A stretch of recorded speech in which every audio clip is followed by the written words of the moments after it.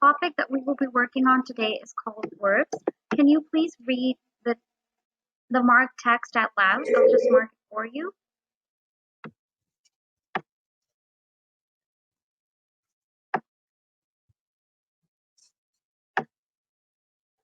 Verb. The verb is a word that expresses some action, feeling, or existence.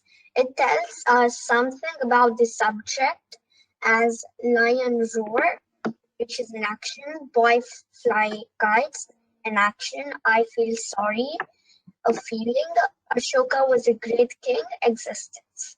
All right. So, Sai, can you tell me what you can gauge from this part of the text? What is a verb and how does it show an action and a feeling? A verb is something which expresses some action, feeling, or existence. For example, I paint in this, it's an action. And I feel happy, it is a feeling. And the cat exists,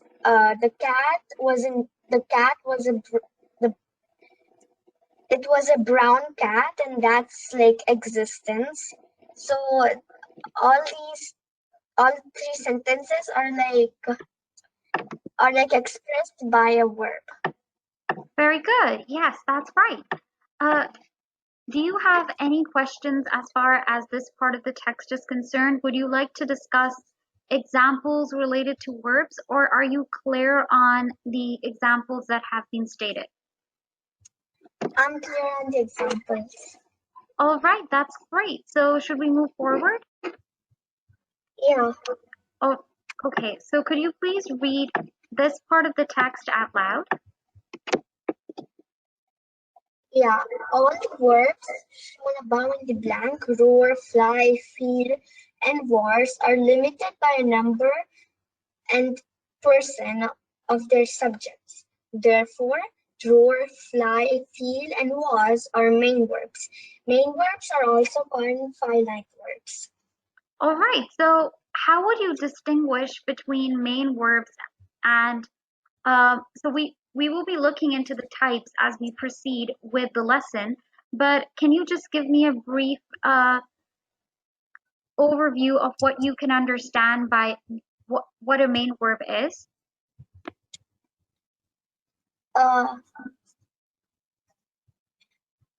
Main verb is something which is like used, mainly used to express the action, feeling, or existence.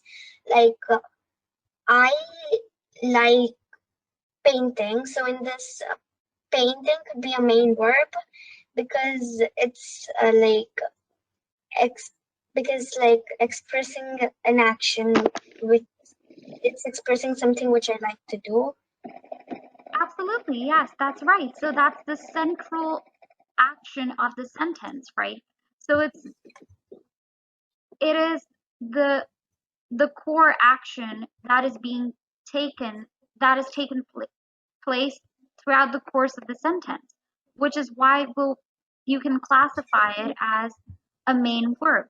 So in this case, roar, feel, lie, was, they're all can be classified as main verbs. Yeah. All right, so I hope that you are clear on main verbs. Would you like to move on to the types of verbs? Yeah. Okay. Could you please read this part of the text out loud? Okay, verbs are divided into two types. Main verbs, also called lexial verbs, helping verbs, which are called auxiliary, primary, and modals. Very good. So we will be looking into these two parts. Let's have a look. Could you please read this part of the text out loud? Let me mark it in black so it's easier for you to identify the part that I'd like you to read. Okay, main verbs. Main verbs are also of two kinds, finite and non-finite verbs. Finite verbs change their forms according to the person and number of subject and the tense. Also, example, he reads, I read. They read, she goes. I go, they go. Non-finite verbs do not change their forms according to the number, person, or tense of the subject. The infinitives, gerunds, and participles are called non-finite verbs. All right, let's have a look at main verbs. So main verbs have two types as well. There are finite verbs and non-finite verbs. What is it that you can gauge with regards to finite verbs? What are finite verbs and how are they different from non-finite verbs? Finite verbs change their forms according to the tenses, according to the number of people and subject, she plays and they play. In that she plays is a main verb, and it's also a finite verb. That's because it changes its kind when we add the word she, and it's also different when we add they. Very good. Yes, that's right. So she plays or I play. In this case, if you have she plays, or you could also go ahead with, let's say, I play. That's the first example. So let's say you have right here, I play. And then the second example you have is she plays or they play.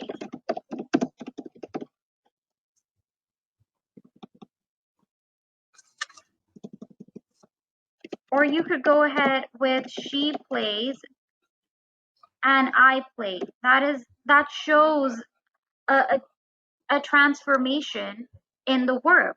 So in this case, in the first example, you have only one subject that is depicted by the use of I, the personal pronoun I. But if you consider the second example, it's she plays. So you still have one subject, but what you can see is that the verb changes its form in order to reflect so the individual has been specified here. This is at one point in time, but this is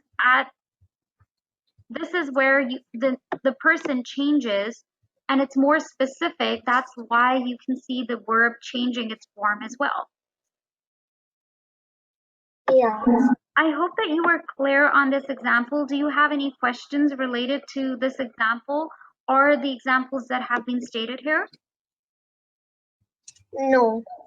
All right, that's great. So let's have a look at non-finite verbs. What is it that you can understand with regards to non-finite verbs? How are they different from finite verbs? Non-finite verbs, they form according to the number of tenses or persons in that subject, and they do not really change their form when the number of person and number of subject and tenses are there. Absolutely.